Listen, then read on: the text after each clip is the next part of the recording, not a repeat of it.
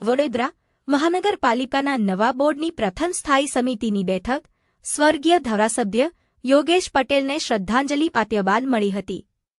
પ્રથમ સ્થાયી સમિતિની બેઠકમાં 9 કામોને મંજૂરી આપવામાં આવી હતી.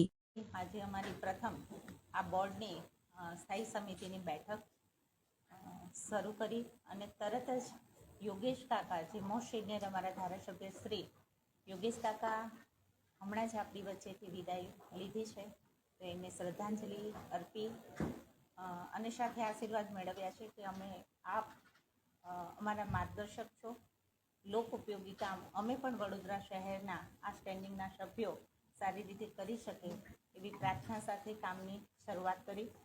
કામની અંદર સૌથી પહેલે જે ઓડિટવાળા આપણા કામ હોય છે એને મંજૂરી આપવામાં આવી છે. અગ્નિશામકમાંથી ઘણા બધા ટ્રેનિંગ માટે જતા હોય છે.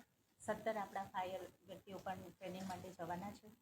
પણ વિષય વસ્તુ ધ્યાનમાં છે કે આપણા ગયેલા જે રહ્યા એ ઓફિસરો પણ પાછા આવવાના છે, જેથી કરીને અત્યારે ચોમાસાની દ્રષ્ટિએ એક પણ આપણને વ્યક્તિ એવું નહીં થાય કે જ્યાં આપણને માણસની ઘટ પડે, એ સાથે આપણે મંજૂરી આપેલી છે. ઉત્તર ઝોનની અંદર વાર્ષિક ઇજારાની અંદર પણ આપણે કામની અંદર ઉત્તર, દક્ષિણ અને પૂર્વ આ ત્રણેય પ્લાન્ટેશનના કામને આપણે મંજૂરી આપેલી છે. વચ્ચે એક આપણે માનવદિનવાળું એક કામ છે જેને આપણે અત્યારે મુલતવી રાખ્યું છે. એ ઉપરાંત અમારા સાથી સભાસદ શ્રી વિનોદભાઈ ભરવાડને જે બીમારીને અનુસંધાનમાં એમને બિલ મૂકેલું હતું એને આપણે મંજૂરી આપી છે. સાથે જ એસવીપીની અંદર જે બસની આપણી બસોની છે એ સ્પેશિયલ પર્પઝ વ્હીકલની અંદર જે સ્થાયી સમિતિના એક સભ્ય એની અંદર હંમેશા એની આપણે નિમણૂક કરતા હોય છે.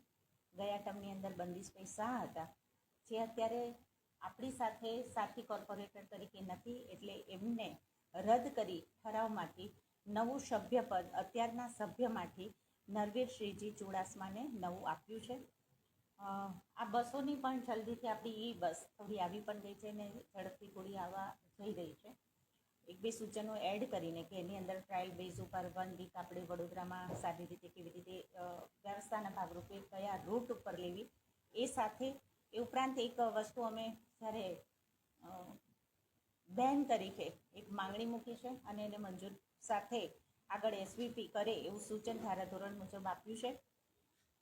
1 સીટ ઓલવેઝ રિઝર્વ બહેનો માટે હોતી હશે, પણ અમે એસવીપીને એક સૂચન આપ્યું છે કે અમને એક વધારાની બીજી બહેનો માટે સીટ મળે, એક સિનિયર સિટીઝન માટે થઈને રિઝર્વ મળે અને એક સીટ વિકલાંગ માટે મળે, અને એ બસ આ રીતે એસવીપીની અમને મળે એવા સૂચન સાથે એને પણ આપણે મંજૂરી નરવીર શ્રી ચુડાસમાના નામ સાથે આપેલી છે.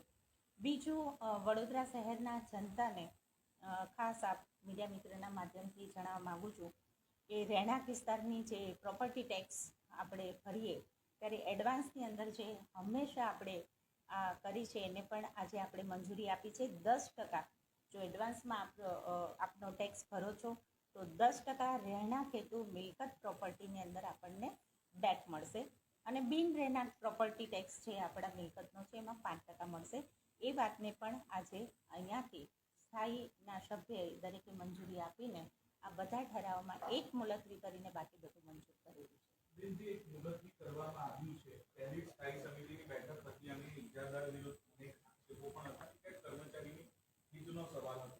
શું ચર્ચા થઈ અને ચર્ચાના અંતે આ નિર્ણય લેવાયો? આ માનવ દિન કેવી રીતના છે, એ જે માનવ દિન માણસોને જે ભરતી કરી રહ્યા છો કોન્ટ્રાક્ટ બેઝ ઉપર, એની દરેક વસ્તુની ખાતરી કર્યા વગર આપવું અમારા માટે પણ થોડું એક અભ્યાસ માંગી લેતો હતો, માટે આના માટે આપણે આ કામને મુલતવી રાખ્યું છે, કર્મચારીના હિત માટે થઈને તમામ ઝોનનો 1 વર્ષ માટેનો હતો, પણ જેને આપણે અત્યારે મુલતવી